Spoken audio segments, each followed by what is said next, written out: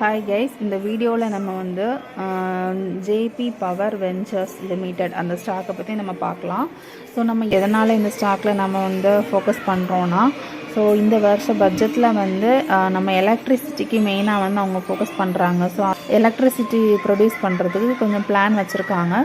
So அதுக்கு வந்து manufacturers கம்பெனிஸ்க்கு வந்து ஃபண்டு வந்து அலோகேட் பண்ணியிருக்காங்க. ஸோ அந்த மேனுஃபேக்சரர்ஸ் கீழே தான் வந்து இந்த ஜெயபிரகாஷ் பவர் வெஞ்சர்ஸ் வந்து இருக்குது. ஸோ இது கொஞ்சம் அனலைஸ் பண்ணி பார்க்கலாம். ஸோ இந்த ஜெயபிரகாஷ் பவர் வெஞ்சர்ஸில் வந்து அப்படின்னா என்னதுன்னா, இது வந்து coal mining and sand mining, cement grinding and production of thermal and hydro electricity. So இதுக்கு கீழே தான் வந்து வருது. ஸோ இது வந்து இந்த ஜெயபிரகாஷ் பவர் வெஞ்சர்ஸ் லிமிடெட் தான் எல்லாம் வந்து ஆப்ரேட் பண்ணுறாங்க. ஸோ நம்ம ஹைட்ரோ எலக்ட்ரிசிட்டி அதையும் ஆப்ரேட் பண்ணுறதுக்கு நம்ம யூஸ் பண்ணலாம். ஸோ இந்த எலக்ட்ரிசிட்டி நம்ம கவர்மெண்ட் பட்ஜெட்டில் வந்து இந்த எலக்ட்ரிசிட்டிக்கு மெயினாக ஃபோக்கஸ் பண்ணுறதுனால, இதில் வந்து ஃபண்ட் அலோகேட் பண்ணியிருக்கிறதுனால நம்ம வந்து இதை கன்சிடர் பண்ணலாம். ஸோ இதனோட மார்க்கெட் கேபிட்டல் வந்து பாருங்கள் 15,000 crores இருக்குது. ஸோ நெக்ஸ்ட்டு வந்து நம்ம இதனோட குவார்ட்டர்லி ரிசல்ட்ஸ் வந்து எப்படி இருக்குதுன்னு பார்க்கலாம். ஸோ ஃபஸ்ட் வந்து லாஸ்ட்டாக அனௌன்ஸ் பண்ணாங்க குவார்ட்டர்லி ரிசல்ட்ஸ். அதில் வந்து ஃபஸ்ட் இந்த சேல்ஸ் வந்து பாருங்கள், ப்ரீவியஸ் இயர் கம்பேர் பண்ணும்போது இந்த வருஷம் வந்து உங்களுக்கு டபுளாக இருக்குது. ஸோ டிசம்பர் 2022 1200 crore இருந்திருக்கு. ஸோ இந்த வருஷம் டிசம்பர் 2023 வந்து 2190 crores வந்து 2190 crores வந்து இன்க்ரீஸ் ஆகிருக்கு. அதனோட எக்ஸ்பென்சஸ் ஆல்சோ டிசம்பர் 2022 1191 crores வந்து இருந்திருக்கு. டிசம்பர் 2023 வந்து 1613 crores வந்து இன்க்ரீஸ் ஆகிருக்கு. ஸோ அதனோட மெயினாக ஆப்ரேட்டிங் ப்ராஃபிட்டை பார்க்கும்போது லாஸ்ட் இயரில் வந்து 10 crores தான் இருந்திருக்கு. பட் இந்த வருஷம் வந்து 577 crores வந்து இன்க்ரீஸ் ஆகிருந்திருக்கு. ஸோ ப்ராஃபிட் பிஃபோர் டேக்ஸை செக் பண்ணிங்கன்னா லாஸ்ட் இயரில் டிசம்பர் 2022 வந்து மைனஸாக இருந்திருக்கு, -238 crores. ப்ரீவியஸ் இயரில் வந்து லாஸ் ஆகிருந்திருக்கு. ஸோ இந்த வருஷம் வந்து 299 crores வந்து ப்ராஃபிட்டை நமக்கு வந்து இருந்திருக்கு.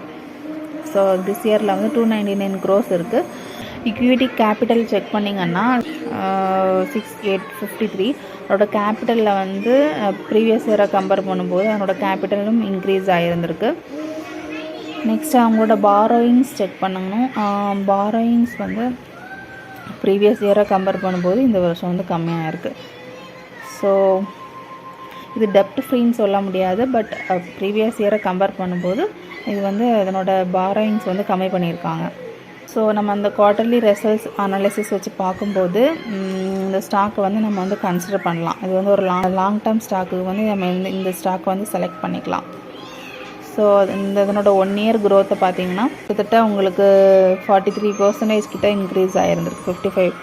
43% கிட்ட இன்க்ரீஸ் ஆகிருந்திருக்கு. நம்ம இதனோட அனாலிசிஸ் பற்றி நம்ம இப்போ பார்க்கலாம். ஸோ மார்க்கெட் வந்து பியூர்லி அப் ட்ரெண்டில் தான் இருக்குது.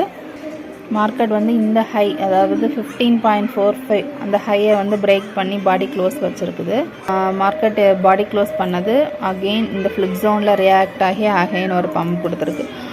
ஸோ மார்க்கெட் ஒரு கரெக்ஷன் வந்துச்சுன்னா இங்கே வரைக்கும் வர்றதுக்கு சான்ஸ் இருக்குது.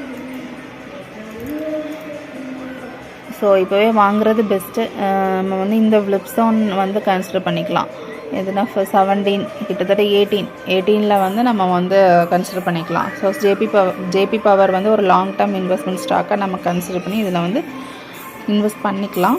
Okay, thank you friends. ஸோ இந்த வீடியோவில் நம்ம ஜேபி பவரோட குவார்ட்டர்லி ரிசல்ட்ஸ் வச்சு அதனோட ஸ்டாக் வந்து கம்மிங் இயர்ஸில் எப்படி இருக்கும்னு பார்த்தோம். அதனோட பை ஆப்பர்ச்சுனிட்டி ஒரு கரெக்ஷன் வந்துச்சுன்னா 18 இருக்கும்.